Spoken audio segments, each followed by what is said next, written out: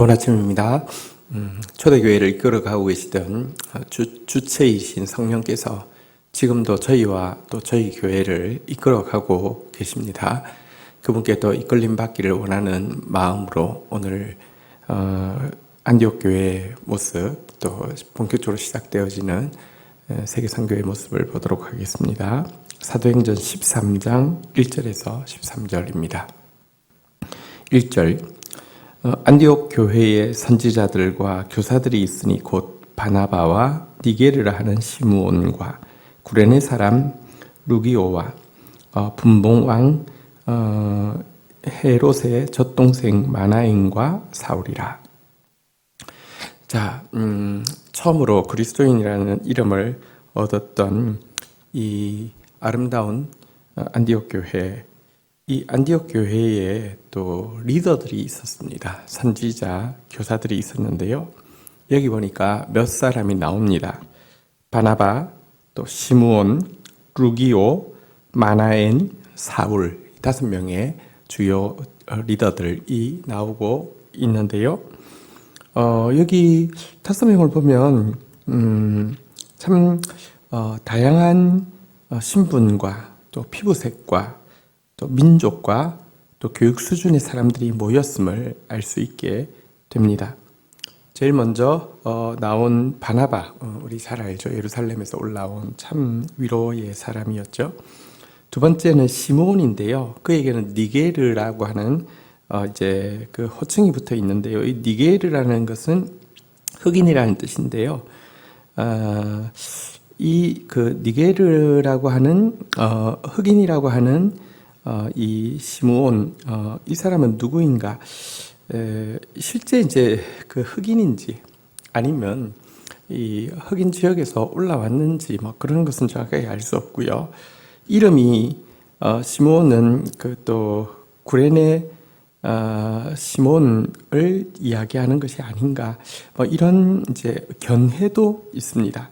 예수님의 십자가를 대신 졌던 구레네 시몬을 이야기하는 것은 혹시 아닐까? 이런 견해도 있고요. 그 다음 사람도 루기오인데, 루기오 역시 구레네에서 올라온 사람이었습니다. 어쨌든 아프리카 출신이었다는 거죠. 그런데 또 여기와는 또 다르게 분봉왕 헤롯의 젖동생 마나엔이 있었습니다. 헤롯과 함께 젖을 먹고 큰 귀족 출신의 사람 마나엔도 지도자로 있었고요. 또 우리가 잘 아는 대로 높은 교육과 날 때부터 로마 시민권을 가졌던 사울도 지도자로 있었습니다. 참된 교회의 굉장히 중요한 지표 중에 하나가 보편성입니다. 신분도, 교육 수준도, 피부색도, 민족도 사실은 복음 앞에서 장애가 될 수 없는 것이 복음의 능력이고요. 복음이 들어가는 곳에 참된 화평, 하나됨이 가능하다는 것을 이 안디옥 교회 자체가 본격적으로 보여주고 있는 것입니다. 자, 그런데요, 이들이 2절 주를 섬겨 금식할 때 성령이 이르시되 내가 불러 시키는 일을 위하여 바나바와 사울을 따로 세우라 하시니 3절 이에 금식하며 기도하고 두 사람에게 안수하여 보내니라. 자, 이들이 주를 섬겨 이제 기도 하나님을 섬김에 있어서 초대교회의 굉장히 중요한 방편이 금식이었습니다.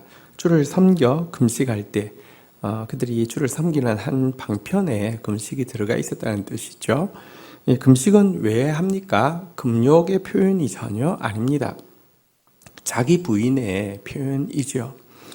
우리는 이렇게 육신을 가지고 있고 이 육신은 그러니까 이제 그냥 이 몸뚱아리를 이야기하는 게 아니라 우리 안에 기질, 성향, 습관 이런 것들이 있는데 이런 것들은요 결국 보면 자기 중심으로 돌아가게 돼 있고 또 자기 경험대로 생각하고 판단하고 이렇게 되어 있습니다. 성령께서 이끌어가는데 가장 방해되는 것이 우리의 무능도 아니고요. 어쩌면 우리의 죄악도 아니고요. 우리 자신, 우리 자아, 우리 고집입니다. 그래서 하나님의 섬김에 있어서 초대교회는 금식이 중요한 반편이었는데요. 이 금식 때에 성령께서 말씀하셨습니다. 내가 불러 시키는 일을 위해서 너희 지도자 중에서 바나바와 바울은 따로 세우라, 이렇게 말씀하셨습니다. 이 말씀을 받자 그들은 금식하고 기도하며 구체적으로 이것이 어떤 뜻인지를 알고, 혹은 또 알았을 때 그것에 순종하려고 하면, 여러분, 이 초대교회가 그 중에서도 안디옥 교회가 지금 이제 정말 건강하게 부흥을 하고 있고, 여기에 바나바의 역할 혹은 바울의 역할 너무 큰데 이들을 따로 세운다는 것은 이 안디옥 교회가 감당할 수 있을까? 이건 정말 성령께서 부탁을 하셨으니 분명히 감당할 수 있게 하실 터인데, 그 능력을 더듬기 위해서는 우리가 기도하는 수밖에 없죠. 그래서 기도하고 금식하고 나서는 그대로 순종하게 되었다는 것입니다. 자, 이렇게 해서 세워진 두 사람은요, 4절, 두 사람이 성령의 보내심을 받아 실루키아에서 내려가 거기서 배를 타고 구브로로 가서 5절 살라미에 이르러 하나님의 말씀을 유대인의 여러 회당에서 전할새 요한을 수행원으로 두었더라. 자, 그래서 이렇게 세워진 두 사람은 무엇을 어떻게 해야 될지 알지 못했지만 성령께서 보내셨습니다. 이제 그 실루기아라는 곳으로 항구로 가서 배를 타고 구브로, 지금 그 사이프러스 섬을 이야기하죠. 이 섬으로 가게 하셨습니다. 이제 살람이라는 항구에 도착해서 이제 유대인 내 회당들이 있으니까 거기도 말씀을 전했고요. 또 이 전도 여행의 요한이 이 마가 요한은 바나바의 생질인데요. 또 함께 하게 되었다, 이런 기록이 있습니다. 자, 그리고 이렇게 처음에 도착한 이 살라미에서 섬을 관통해서 지나가 가지고요. 6절 온 섬 가운데로 지나 바보에 이르러 바예수라 하는 유대인 거짓 선지자인 마술사를 만나니 7절 그가 총독 서기오 바울과 함께 있으니 서기오 바울은 지혜 있는 사람이라 바울과 바나바와 사울을 불러 그의 말씀을 듣고자 하더라.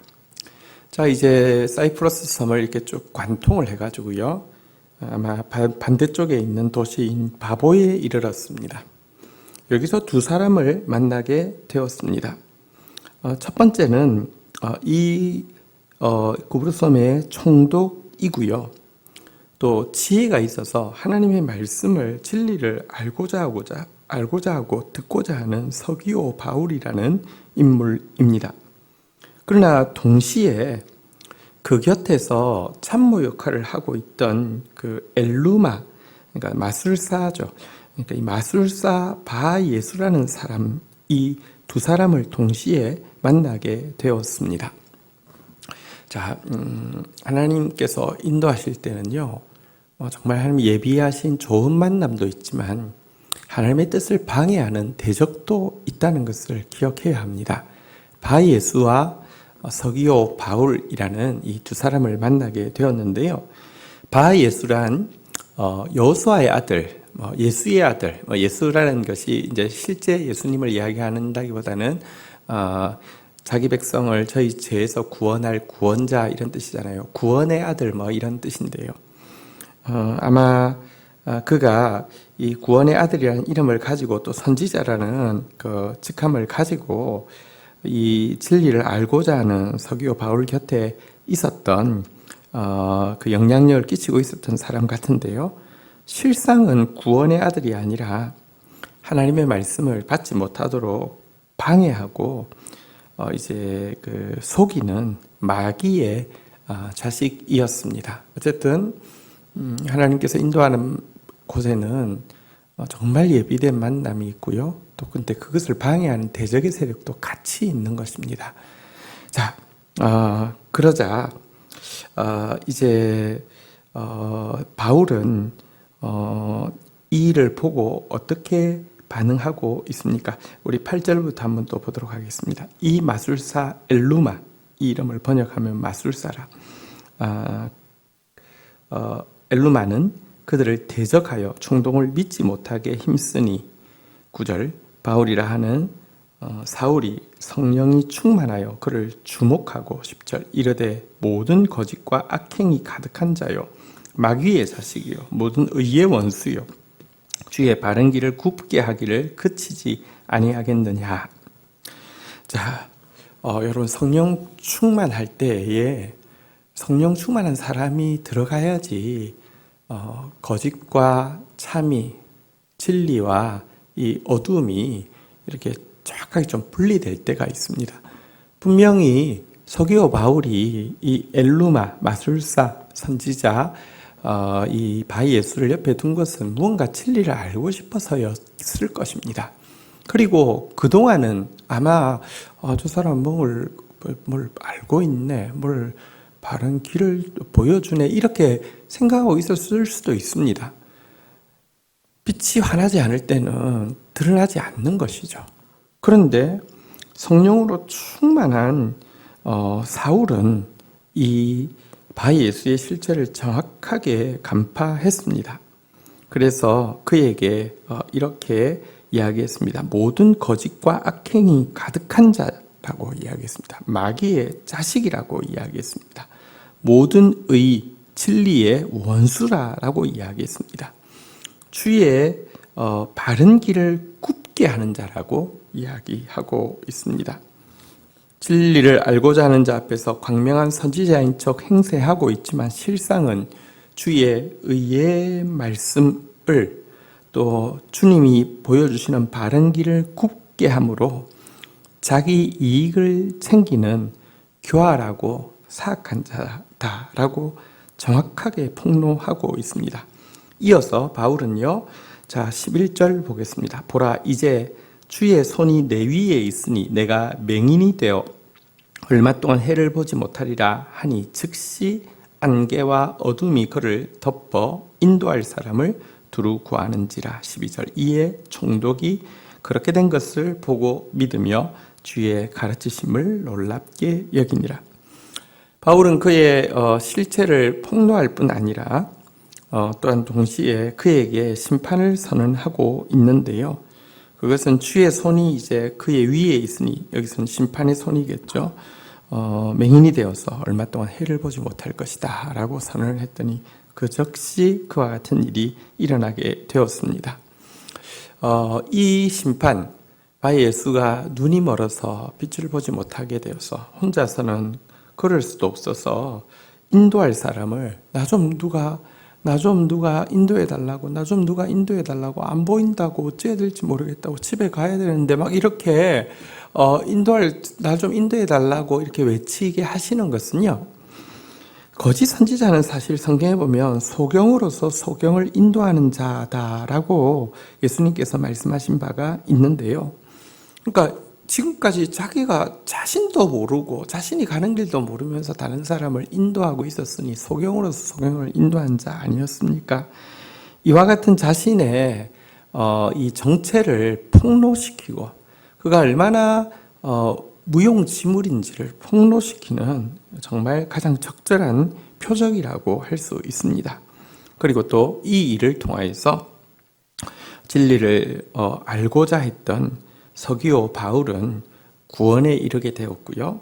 1차 선교 여행의 공식적인 첫 열매가 되게 되었습니다. 이것은 하나님이 바나바와 바울을 부르셨다는 또 외적인 증거이기도 하고요. 특별히 바울을 부르실 때 너를 통하여서 왕과 또 총독과 이렇게 리더들이 구원받게 될 것이다라고 했는데 또 그것에 대한 반증이기도 합니다. 자, 우리 그런데 여기 보면 이제 우리 한 가지만 좀 생각하겠는데요. 이 바울이라고 하는 사울이라고 하면서 사울의 이름이 바울로 바뀌는 이제 첫 장면이 본문에 나타나고 있습니다. 사실 한국 교회와 또 뭐 세계교회에서 여러 오해가 있죠. 사울은 큰 자라는 뜻이고 바울은 작은 자라는 뜻이고, 근데 그건 전혀 근거는 없고요. 단지 사울은 유대식 이름이라고 하면 바울은 이 이제 그리스 로마 지역에서 쓸 수 있는 로마식 이름입니다. 유대식 이름을 쭉 고집하고 써왔던 사울이 이제 로마식 이름으로 바꾸고 있는 장면인데요. 이것은 그가 이제 자신의 부르심인 이방인의 사도로서의 부르심을 전심으로 받아들였다라는 반증이기도 합니다. 자, 이제 그는 정말 이방인의 사도로서의 이제 새로운 사역을 새로운 이름과 함께 출발하고 있는 것입니다. 13절 보도록 하겠습니다. 바울과 및 동행하는 사람들이 바보에서 배 타고 밤빌리아에 있는 버가에 이르니 요한은 그들에게서 떠나 예루살렘으로 돌아가고. 자, 이 사이프러스의 바보라는 이제 그 도시에서 배를 타고 밤빌리아에 있는 버가라는 곳에 이르게 되었습니다. 아직 전도여행 초창기입니다. 사이프러스 섬 전도를 마쳤을 뿐입니다. 자, 그런데 요한은 마가 요한을 말하죠. 이 요한은 이 전도팀에서 떠나서 예루살렘으로 돌아갔다라고 기록이 되어 있습니다. 왜 돌아가게 되었을까요? 아직까지 어린 청소년, 청년 그 초입의 나이였던 것으로 보고 있는데요. 왜 전도팀에서 떠나게 되었을까요?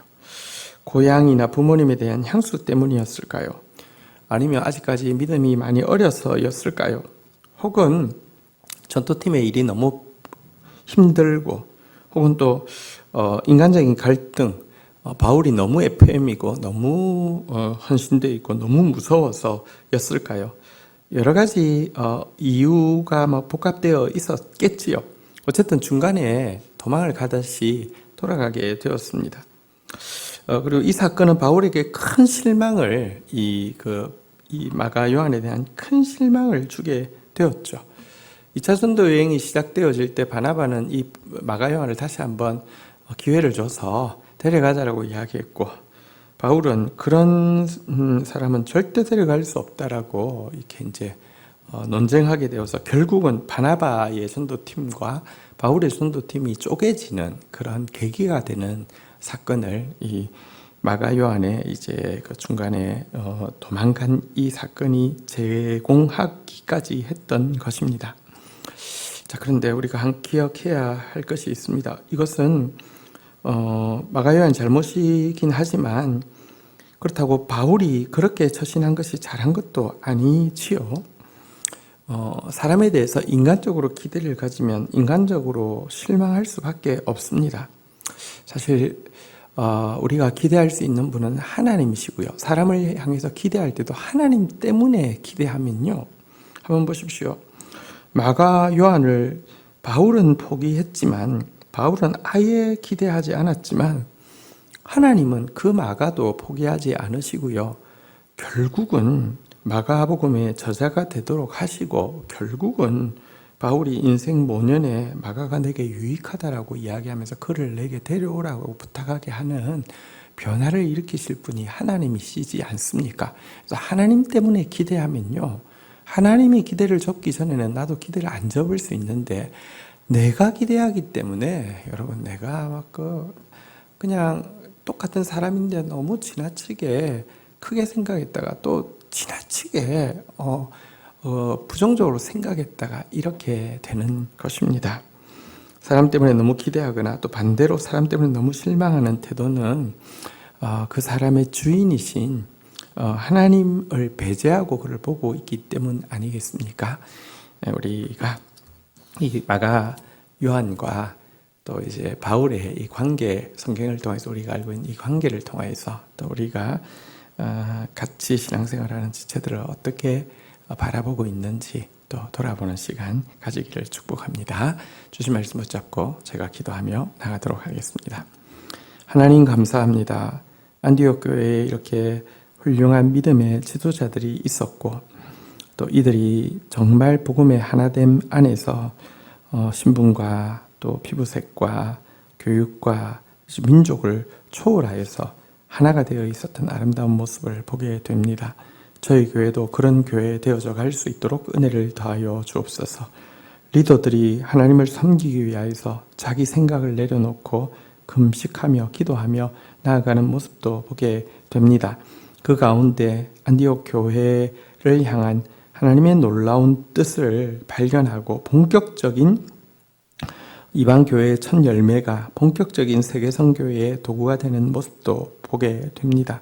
지금도 우리의 생각을 넘어서 일하기를 원하셔서 우리에게 기도를 요구하고 우리에게 금식을 요구하시는 주님 앞에서 기도하고 금식하며 주의 뜻을 쫓아가는 공동체 되게 하여 주시기를 간절히 간구하고 소원합니다. 하나님 성령 충만하여서 빛과 어둠을 가르는 바울의 사역을 통하여서 진리를 알고자 하던 서기오 바울은 구원의 열매를 얻게 되고 진리인 채 가장하지만 사실은 거짓과 사악함으로 자기의 이익을 챙기려고 했던 이 마술사는 자기 정체가 폭로되어져서 소경으로서 소경을 인도하는 자였음이 드러나는 그런 본문을 보게 됩니다.